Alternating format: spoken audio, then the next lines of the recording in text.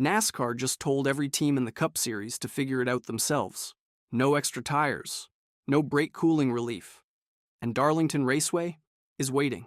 That decision came down around the third week of March, and the shockwaves are still moving through the garage. Because this isn't just a tire allotment ruling buried in a competitor bulletin. This is NASCAR drawing a line in the sand ahead of one of the most punishing events on the entire schedule. The Goodyear 400 at Darlington is already one of the hardest races to survive in any given year. And right now, every crew chief in the paddock is staring at the same math problem with no clean answer. The teams asked. NASCAR said no. And what happens on race day could be the most unpredictable afternoon we've seen at Darlington in years. Here's everything you need to know. And why it matters far more than a simple rulebook decision. The request went in formally in the days before the decision came down.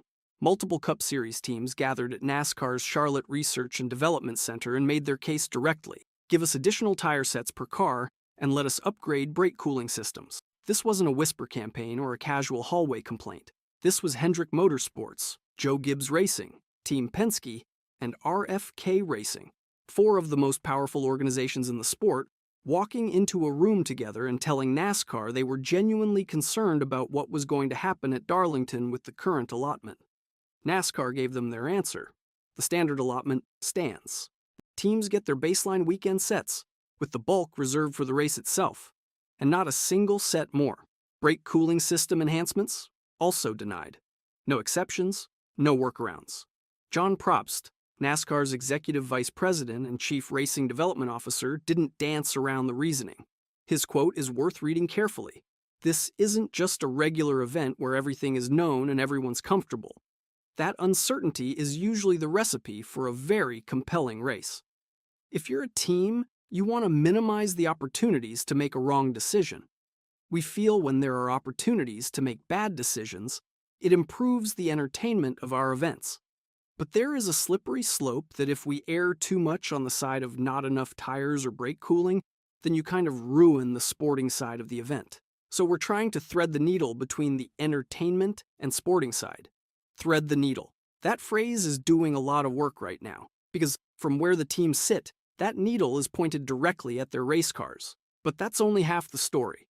To understand why this decision hits so hard inside the garage, you have to understand what Darlington actually does to race cars.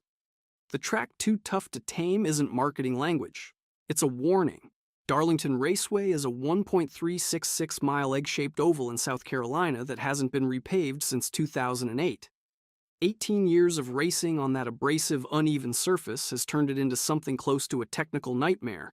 The asymmetrical layout, different radii on each end of the oval, means tires are loaded and stressed in ways that no other track in the country replicates. The right rear tire in particular absorbs punishment lap after lap, hour after hour.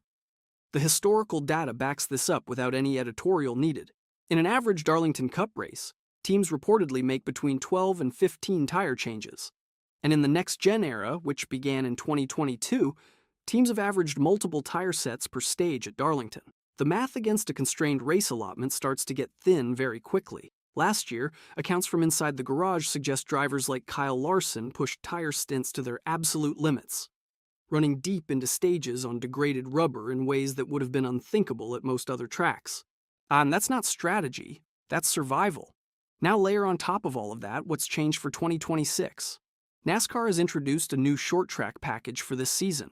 A 750 horsepower configuration running a 3-inch rear spoiler with reduced diffuser strakes. More power, less aerodynamic downforce. What that translates to in practical terms is this. The cars are pushing harder into the tires while getting less grip from the air flowing around them. The mechanical load on those Goodyears goes up significantly. Denny Hamlin, driving the number 11 Joe Gibbs Racing Toyota and one of the most analytically precise voices in the sport, predicted on his Actions Detrimental podcast that tire degradation could hit 4 or more seconds per lap under this new package. 4 seconds per lap at a track that already eats tires for breakfast. And then came the part nobody saw coming. The tire compound itself hasn't changed from 2025. Goodyear carries over the left side tire from last year's Darlington race. The right side tire is technically new. It debuted at Kansas Speedway in September of 2025. But there were no compound adjustments announced for this event. So the teams are rolling into a race with elevated mechanical stress from a new power package, the same rubber they've always used at this track, and a constrained tire allotment they explicitly said wasn't enough. That combination is what sent crew chiefs into that Charlotte meeting with genuine urgency. Ricky Stenhouse Jr. spelled out exactly how this reshapes strategy. Stenhouse explained that with the current allotment, teams simply don't have enough tires to plan 3 stops per stage. That means the strategic playbook every crew chief typically works from at Darlington, stop early, stay fresh, manage the tire cliff, gets thrown out the window. Instead of executing a plan, teams will be reacting to caution timing they can't predict, guessing at when to pit, and hoping their tires hold long enough to make the call pay off. Stenhouse called it a guessing game. That's not a throwaway line from a driver being dramatic. That's one of the more experienced tire managers in the garage telling you he doesn't know how to solve the puzzle with what he's been given. Chris Buescher, driving the number 17 RFK Racing Ford, went further. He predicted tire fall-off in the range of several seconds, potentially up to 5 seconds per lap by the end of a long run. 5 seconds. In a sport where races are regularly decided by less than a second, that kind of degradation means the car a driver is running late in a stint is functionally a different vehicle than what he started on. And the brake situation is separate from the tires entirely, which is what makes the observation from experienced crew chiefs so pointed. The next-gen car runs carbon brakes that require heat cycles to function properly, but are deeply vulnerable to overheating during long green flag runs. When those brakes go past their thermal threshold and don't get the cooling they need, the consequences aren't a gradual loss of performance. The consequences are a driver heading into turn 1 with nothing under his foot. Reports from recent Darlington events suggest brake-related retirements have been a recurring issue, particularly in the later stages of the race. NASCAR denied the team's request to enhance cooling systems, so the cars that roll to the grid for the Goodyear 400 will have the same brake setup they had when those failures happened. That's the situation, but the real fallout didn't happen on the track. The team responses to this decision tell their own story. Gibbs Racing and Hendrick Motorsports issued measured, professional responses. Organizations that understand their relationship with NASCAR is long-term, and you don't win those battles by going public with anger. But Hamlin, who operates with a degree of candor that comes from being both an active driver and a co-owner of 2311 Racing, was more direct. He said the race would be a wild card, heavily dependent on caution timing and whether teams guess right on pit strategy, and that it would separate the good crews from the rest. That's the kind of statement that sounds complimentary to crew chiefs on the surface, but is actually a pointed observation about how chaotic this race could get. There's also the pre-race inspection story, which adds another layer of pressure specifically for 2 of the teams that were loudest in requesting tire relief. On the Saturday before the race, 3 Cup teams failed inspection twice. Chase Elliott in the number 9 Hendrick Motorsports Chevrolet, Chris Buescher in the number 17 RFK Racing Ford, Timmy Hill in the number 66 Garage 66 Ford. All 3 crews lost pit stall selection for the race, and all 3 car chiefs were ejected. Matt Barnt from the 9 car, Joshua Sisko from the 17, and Dylan Roberts from the 66. Losing pit stall selection at Darlington isn't a minor inconvenience. Pit road position directly affects cycle timing, and cycle timing at a track this demanding can be the difference between surviving and not.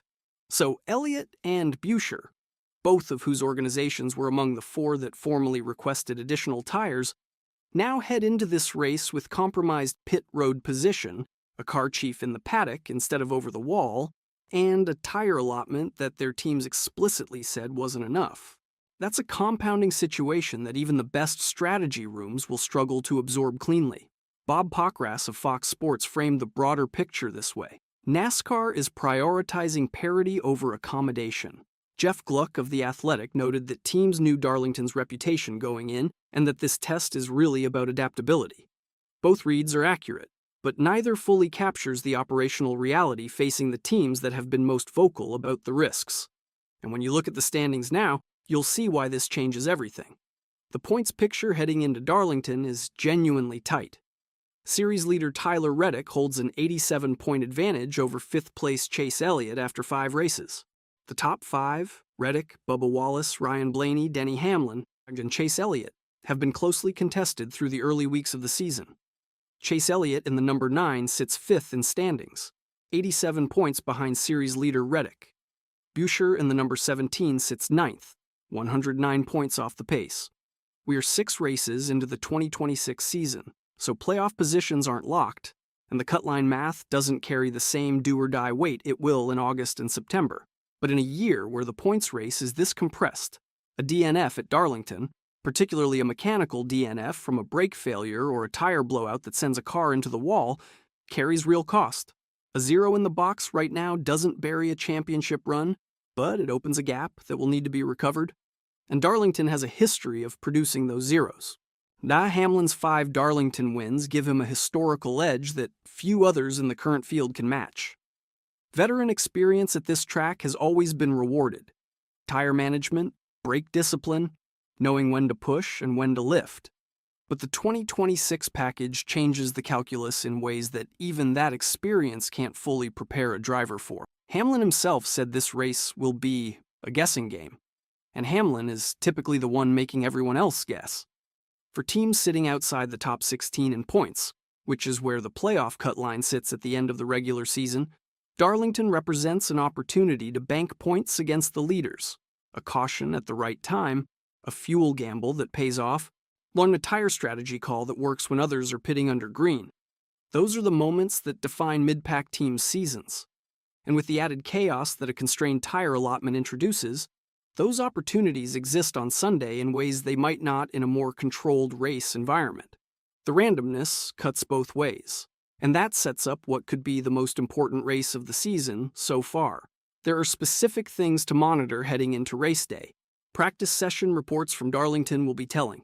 If tire wear in practice is running at the high end of what Buescher and Hamlin are predicting, that 4 to 5 second fall-off per lap, the race day strategy conversations are going to become urgent in a way that even NASCAR will have to acknowledge. If brake temperatures in practice suggest the cooling situation is more serious than the denial of team requests indicated, that story will not stay quiet.